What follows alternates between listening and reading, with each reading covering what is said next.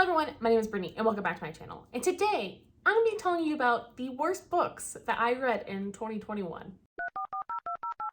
It's Brittany, bitch. Now, all these books were published in 2021, but they were all read in 2021. And I actually have 15 books for you today. Yes, you heard that right, 15, which is my longest list. And yes, they are the worst books that I've read this year. I decided to end up ranking these. And even though this ranking may not be 100% accurate, I really feel it in my bones at the moment, but obviously it's kind of subject to change. I don't know if the number one worst book is technically the worst book because there's a lot of bad books in between, but also there were just so many bad ones. It was kind of hard to choose. And it also depends on the genre. Like, was it bad for the genre? Was it bad for the author? There's a whole lot of contention in this list. And I'm just gonna warn you, there are a lot of favorites on this list. A lot of favorites. I will bet you everything in my bank account, one of these on this list is probably one of your favorite of the year, and I didn't like it, and I think it was trash. If you watch my videos, you know that I am not always the nicest person when it comes to reviewing books. And technically, I'm a very strict reviewer when it comes to online statistics. And I just don't think I'm always that nice. But you know what? Statistics don't lie. I just don't like the books and they're not well done, in my opinion, for me. So just because I didn't like it does not mean that you can't like it. And just because I shit on your favorite book does not mean that I don't love you. So let's get started with the best of the worst, and that is Survive the Night by Riley Sager. And you know this list is legit because this book is on it. Because everyone and their mom has this book on their worst books of 2021 list this year. I have not seen one list without this book on it. And I think that's for a good reason. Long story short, Charlie just had her best friend / roommate who was murdered, and now she needs to go home and she's quitting school, blah, blah, blah. And instead of waiting for her lovely boyfriend to take her, she decides to get in a car with a complete stranger with a ride share. And listen, this is actually like the best of the worst because I have kind of conflicting ideas about it. Like, honestly, it's not a great book, but in terms of the ride, it was fun and anxiety inducing. And I was kind of hoping it was going to lead in different directions, even though it didn't. And like, it was entertaining and it was a quick read. Like, I'll give it that. Riley Sager usually is a quick read. So if you're looking for a quick read, I would recommend. Is it the best thing he's ever published? No, but I guess it was a fun time. I will have to say that the first half to 3/4 of the novel was extremely repetitive, and they're literally just in a car and she basically is mentally unwell. We don't really know what her illness is, but she sees movies in her mind. And if I fucking hear that phrase one more time, I'm gonna lose it because it was so overdone. It's not even funny. And she's the dumbest bitch I've ever met. And honest to God, I have no idea like how Riley Sager even thought he could write a woman like this, because I've never met a woman who's that dumb, who has zero street smarts. And will literally get in the car with a guy she doesn't know after her best friend was just murdered, and we don't know like by who. I'm sorry, what? This book was not my favorite, but it also wasn't the worst. And it wasn't the best one of the year for sure, but it's kind of towards the like okay side of this list. So if you want to attempt it, have at it, but don't expect anything that great. It's a fun time though, I guess. And the next one, which I know is going to break hearts, is Love in Other Words by Christina Lauren. And they are the only ones who have 2 books on this list. And this isn't even the worst one. This book I read in early January. I really just did not enjoy it like whatsoever. It was really, really slow. It was pretty boring. The romance was not great. And then on top of it, like the reason why, like it was kind of a second chance romance, right? Like where they were like teenagers and something happened in their youth and then they try to get back together a little bit later and find a romance, whatever. I don't fucking care. Because the reason why was so upsetting, and it wasn't even like a choice, that I was just so I literally just like want to yeet the book across the room. Honestly, this book was boring. It was too long. It was very contrived. The ending was bullshit. Like the whole reasoning behind it, bullshit. This girl just has fucking issues. Macy has fucking issues. She has some serious issues she needs to work on because that was ridiculous. Anyway, this book just wasn't great for me. I didn't really enjoy it, and I think I'm kind of in the minority here. I know that Gabby also did not like this book, so maybe I'm not crazy. But this is definitely one of the worst of the year, and I was just severely disappointed after looking for something good to read in January. So the next one may not be that surprising, and that is Ruth Ware's One by One. And this book was abysmal, and I honestly have no idea if Ruth even like wrote this because she's not really a high ranking author for me anyway, but this book was just like sad, bro. It was not even good. Basically, like all these people get together for like a business called Snoop, and it's like kind of like a Spotify, but like you can like see what anybody's listening to at any time. Like you can see what a celebrity is listening to at any given time. Cool. So like most of the book is about their fucking business, which I don't give a shit about. And the killer was like guessed from like page 1. It was awful.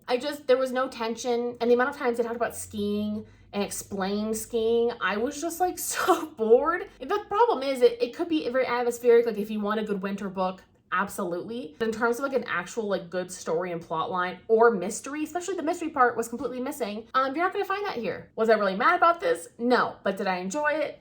No. Girl, I know you're all gonna be mad at me this one. This is a fan fave and it's Ninth House. And I know a lot of you are gonna be really mad with me for this, but this is trash. Like this book sucks. Like it's terrible. I don't understand how people enjoy it. I think y'all are brainwashed. I don't understand. I wanted to DNF this book so many times while reading it. Go check out my Goodreads review, honestly, like if you want to know more about it. But like this is just like male gaze garbage, and that's the best way to describe it. And I lost so many subscribers from that video that I feel like nobody even watched, by the way. But like I lost subscribers around that same time. Every single time I like post a review about something I know is a really popular item that I don't like, people unsubscribe. If you're that sensitive, you should not be following me. I'm just gonna tell you that right now, because this book just didn't work for me. And you know what? I don't know, y'all have been lying, because you're like, everyone said this book was amazing and it's dark academia, but like the magic system was so fucking stupid. Like this book is just ridiculous, and the past and present timelines literally did nothing for the story. This was just overall like really bad. It glorified rape.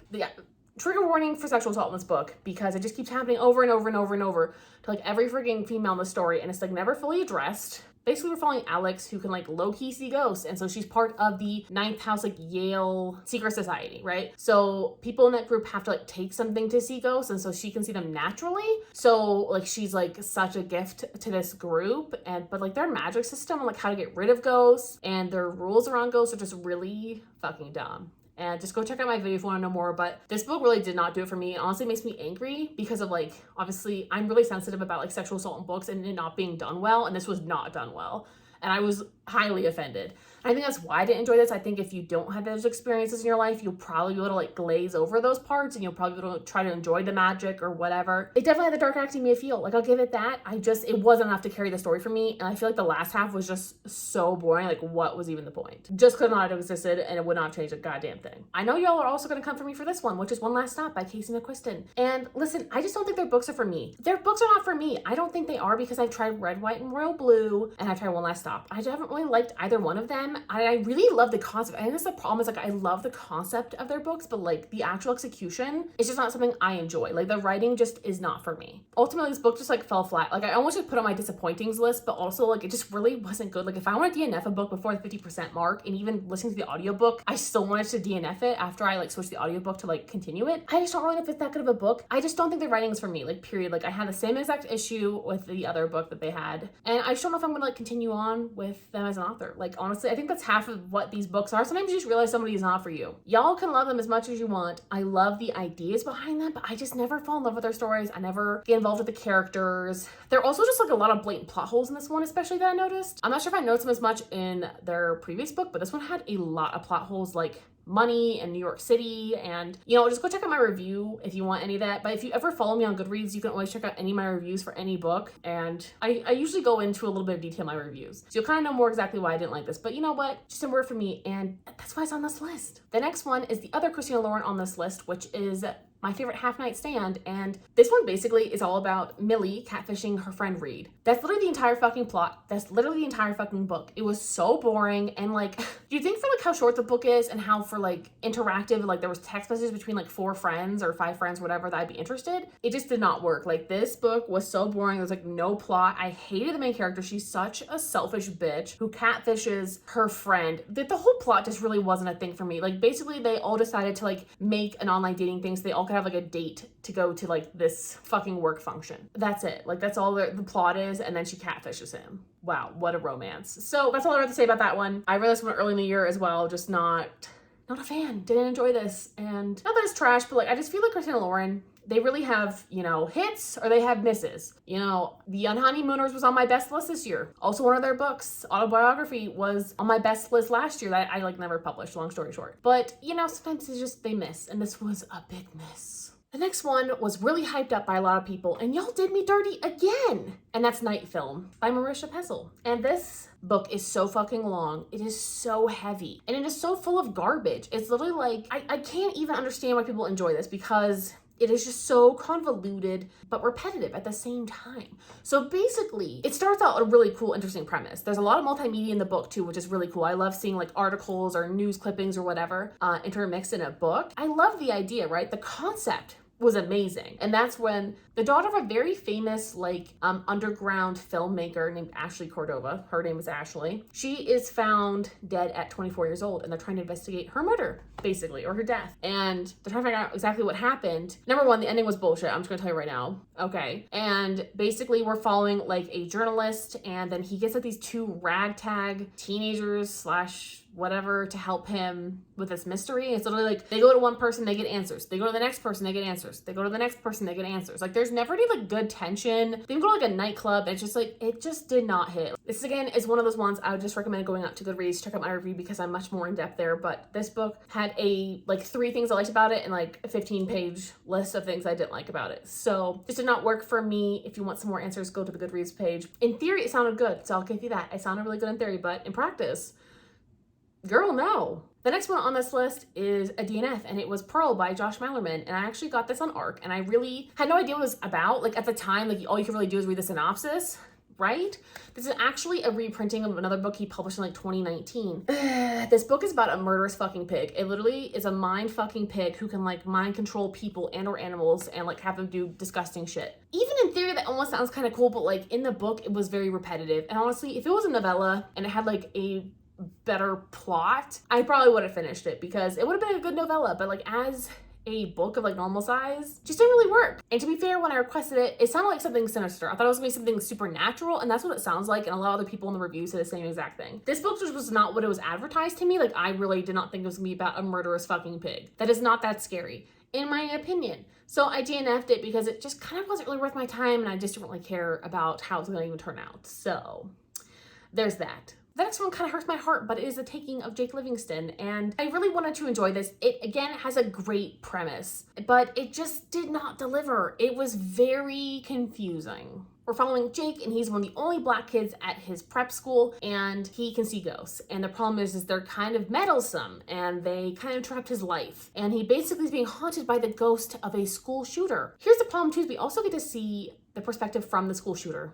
And it just really felt like we were empathizing too much with someone who I know who had a fucked up past. Like I know there was some abuse there, but I just don't really know if I liked seeing the perspective from like a mass murderer. I'm just not really sure if that was like my jam. But also, especially when it came to like the ghosty scenes, like the ectoplasm and stuff, it was very, very confusing to know what was going on. Like I feel like this book was really short, and honestly, I wanted to cut out too many scenes that would have explained stuff better. This book was just overall so confusing. I didn't really know what was happening, and I couldn't like make a mental image of what was going on. That was definitely like, the biggest blight of this book. In theory, I love the idea of it, but like if I cannot picture the action or I have no idea what's going on when you're not even explaining like a difficult concept, we have a problem, Houston. So that was my problem with this one. I would definitely attempt something by the author again, but we'll see. Maybe if there's another excellent concept. But this book just, it didn't hit. It was also just really disappointing because I really wanted to love this, but it wasn't very good, and it needed a lot of editing. It needed some more scenes. We needed a different book, honey. Y'all are also gonna come for me for this one, and that's Malibu Rising.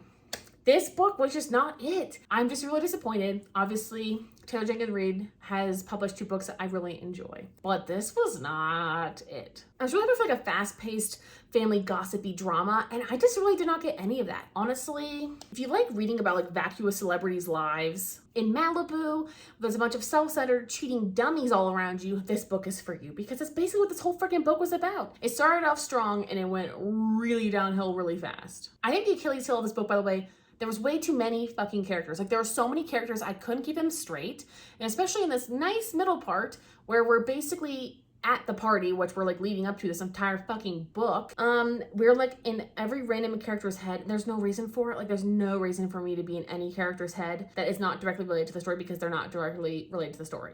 Basically, we're following Mick Riva, who's actually one of the husbands, is the 7 husbands of Evelyn Hugo. We're following his children, and his 4 children are there at this party, blah, blah, blah. The house is on fire. We're trying to go back in time to figure out what happened. This is literally little fires everywhere, but with very vacuous, rich Malibu celebrities. And that's kind of actually the best way to describe this book, but honestly, it's way worse. Like there's not even like a good family dynamic, because we're following Mick and June Riva in the beginning, who obviously have like a bad marriage, blah, blah, blah, blah, blah, blah. And then we watch the kids suffer, and then we get up to this big party, and it's a letdown. There was just so much filler in this book, like it's not even funny. Like, I just don't understand why, number one, it was so long and what we're even really trying to achieve, because the ending wasn't shocking. It wasn't a revelation. Like, it was honestly just like a really boring ride. Like, at first it was interesting with the history of how they met, and then when it got into their lives, that was interesting, and then that was about it. And then after like 15-20%, I was completely bored with this book. Again, go check out my Goodreads review, but if you really want something about alcoholism and poverty, I would just go watch Shameless instead. The next one did me dirty, and I really had high expectations for this, and it's The Devil in the Dark Water by Stuart Turton. This is the same fucking author who wrote The 7.5 Deaths of Evelyn Hardcastle. And guess what? That was a 5-star. Guess what? This was a 1-star. Tell me where it went wrong. But honestly, this book is like a mystery. It's more of like a cozy mystery, to be honest, which also I wasn't really expecting because the other book was not that. But basically, we're on the sea, we're at a ship, we're at a confined setting, and it's like the 1600s, and we have like this famed detective who's locked up for some reason, and he basically tries to like solve like this mystery of demons on the ship. Is it cursed? Number one, that doesn't really sound very interesting for my description. Go read the synopsis, I don't fucking care. But anyway, I really had high expectations for this, but it was an adult-ass Scooby-Doo fucking mystery. And a boring one at that. It was boring as fuck. This whole giant-ass book was boring as fuck, and I almost put it down so many times, and then when I finished it, I was like, I should have just put it down. This was not worth it. This book was just slow as hell. I did not give two shits about the stupid fucking demon plot line, that supernatural plot line, because you obviously know it's not that, because it's so obvious it's not. But like, what's actually happening? Is this interesting? No. I guess I would give his books another try, because obviously I loved his first one, and it's well written, but it's almost like so overwritten and melodramatic. Like, it just is really not worth what the actual mystery is. So anyway, the next one I'm sure I'm also gonna get a lot of hate for. The Maidens by Alex Michaelides. Hated The Silent Patient. Hated this. I just don't think he's an author for me, you know? I gave him a try, because The Silent Patient was absolute trash. Fucking hated it. This book was also absolute trash and fucking hated it. Just did not work. So this book, basically, we're following Mariana, and her husband died, you know, blah, blah, blah. And she has a niece who's basically like her adopted daughter. Her adopted daughter niece thing, she's at college. And she's like, oh my God, someone's murdered, you know, I need you to come over and talk to me. And then Mariana goes and she's like, I'm gonna solve this murder. And also she's a psychologist, and the worst one I've ever fucking seen in my life. And if you are a psychologist, don't read this book, because you're just gonna be so offended that someone even wrote this about your profession, honey. It's bad. Same thing with anything in law enforcement, it's bad. Like, the writing, number one, was bad. The red herrings, everywhere, terrible. You think it's all about this like Greek stuff, this cult stuff, because basically there's like this dude on campus, this professor who has like this cult of maidens around him. They're cult of maidens. Obviously they're all fucking, and it's like a culty thing, and you think everything's around this little culty thing. You think you're gonna get dark academia vibes out of this. And no, I'm sorry to be a salty bitch, but honestly, I was just so disappointed, because I really was hoping for like this dark academia feel. I was looking forward to like this culty thing. Like, that sounds supreme. It was not. I think what's upsetting about this too is like there was so much potential for this to be good, and like it had such like an interesting idea, but like it just did not go anywhere, and the ending came out of left field. It was disgusting. Just not a fan, dude. I'm not a fan. It did not work for me. Also, I don't know why the hell this woman had any motive to go do that anyway, because like, why would you feel the need to do that? And you step on like these law enforcement toes, and you're wrong. And it's just, and then she didn't even like report this like really suicidal patient of hers or do anything along that lines. Like, honestly, I feel like Alex Michaelides is just like a really sensational author, and he like, you know, sensationalizes everything. So like, if you don't look at the fine print, you'll probably enjoy this. But like, for someone who's like really set on detail and like being accurate, his writing in general just bothers the shit out of me. But especially like this one, because it did everyone so dirty, because there was like no research done on like how investigations or anything work. Like, it was so bad. Anyway, I did not enjoy. Wouldn't recommend. I don't know if I'd recommend these books, but people also love them. So maybe you love them. Enjoy. I'm glad you enjoy. The next one is a really fun one called The Sanatorium. And this book is terrible. I DNF'd it. I was getting so much anxiety because I wanted to finish it, but like, I did not want to finish it. Like, I wanted to finish it like in my soul, but like in my heart was like, absolutely not. You will not finish this shitty ass book. It was just not the tea. Like, that's all I have to say. This book is so bad. Like, it's so bad at so many levels. It's like the author tried to put so many like thriller and mystery tropes into one book that like none of them ever played out. I think the most aggravating part of this too is like, so we're following a detective. Her name is Ellen, and she's a detective who's basically on leave because like she almost died at her last job, and all she can think about is like her little brother who died when she was younger. Okay, because she's at the potential wedding of her brother and his fiance. And then his fiance goes missing. It's a whole thing. And they're at this hotel, like the Swiss Alps, okay? There's the setting. The setting could have gone really well, by the way. The author didn't use the setting. And instead, we have our first murder victim face down in a pool. And the first thing that alerts the detective this bitch was murdered was that there's a sandbag at the bottom of the pool. Somehow ignoring the fact that she has fingers cut off and is face down in a pool. And it's just, there's a lot of things going on. Like, this is the worst detective ever. If you want to find out more, go check out my video on it because I really ranted about it because she's the worst detective I've ever seen in my entire life. And I have no idea how the fuck this book is getting a sequel because she's literally the worst detective I've ever seen. This mystery sucked. I DNF'd it and I looked up exactly what happened and I was like, really glad I didn't read that because it really wasn't worth my time. It wasn't worth my time in the slightest. And there's one book this year that you don't read. This is definitely one of them. We're in the top 5 now.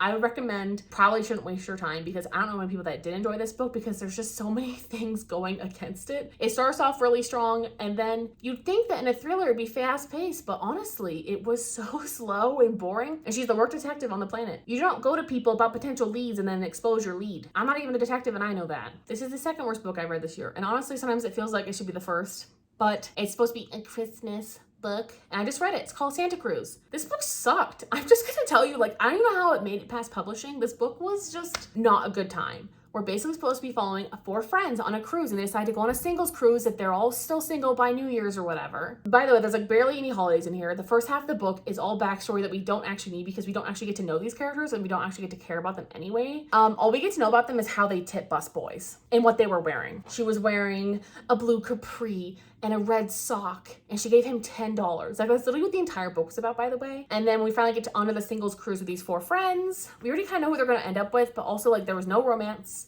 There's no steaminess. There's no heartwarmingness. Honestly, this book sucked. Like, it was just terrible. I literally said I gave it negative stars. The only reason it's not in first place is because it's like a holiday-y thing. And this book was not great. And I know that people that said this author is like good said this book was not good for them either. So maybe it's not just me. But I don't like my fun bits being glazed over. And if it's a holiday romance with 4 friends, I'm expecting some holiday romance with 4 friends. Now, in first place, we have Mirrorland, and this was a debut novel. I'm so sorry. I hated this book. I remember reading it, and I was like, please, God, let me finish this book for this freaking reading vlog because I wanted to DNF it so bad, but I also feel really bad DNFing arcs, and I pushed myself. I was like, it's April. I'm going to do it. I'm going to push myself to read this freaking book, and it just was not for me whatsoever. I think one of the things I don't like about books, and I figured it out, I don't like twin tropes, and this has twins in it, so we have 2 twin sisters.